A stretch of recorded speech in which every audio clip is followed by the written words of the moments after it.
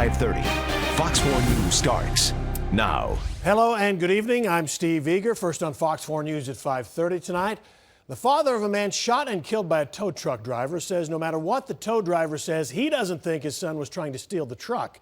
Lance Lemons died at the scene last Thursday morning when the tow truck driver spotted him behind the wheel of his rig, backing it up, and then he started shooting. Fox 4's Sean Rabb spoke with Lance Lemons' father today and a former prosecutor who talked about when someone other than the police can use deadly force according to Texas law. Sean.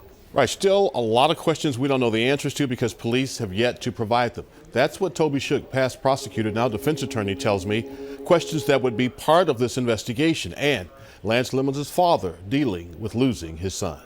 It's been like a quiet storm.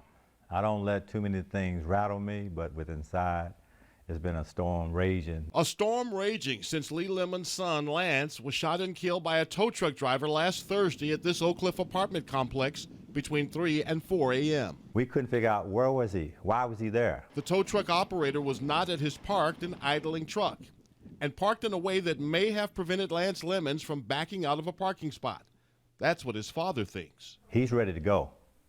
No one there. He gets in to move the tow truck, and as he's moving the tow truck, this guy runs up on him and fires through the windshield. But then the other side of the coin is, well, what did the tow truck driver believe? And is it a reasonable belief? Former prosecutor Toby Shook. Was there a conversation, an argument between the two? Did he ask him to stop? Important to know, says Shook, because of self-defense laws in Texas. In Texas, you can protect not only your life, but your property at nighttime. And that protection can be deadly force if it meets what's called the reasonable person standard. Was it a reasonable belief that deadly force was immediately necessary to recover their property? Lee Lemons now wears his son's championship ring from football days at the University of Arkansas Pine Bluff. While he has lots of questions about what happened to Lance, who worked as a juvenile detention officer, he also has a faith he and his family leaning on right now.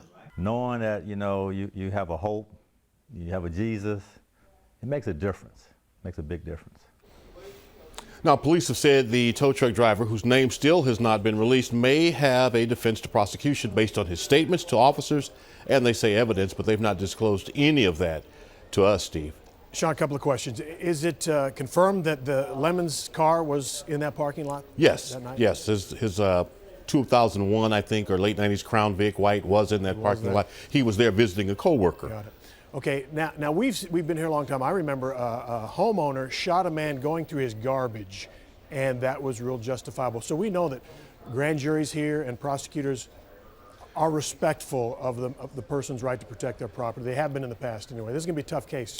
It is, and state law allows, while the tow truck operator even had a CHL out of Arizona, not necessary in a situation where you're protecting life or property. You don't even need that to carry out the Deadly Force Act if again, your actions are deemed reasonable by average people. Yeah, it's up to a grand jury probably to decide. All right, Sean Rabb, thank you very much. Good story.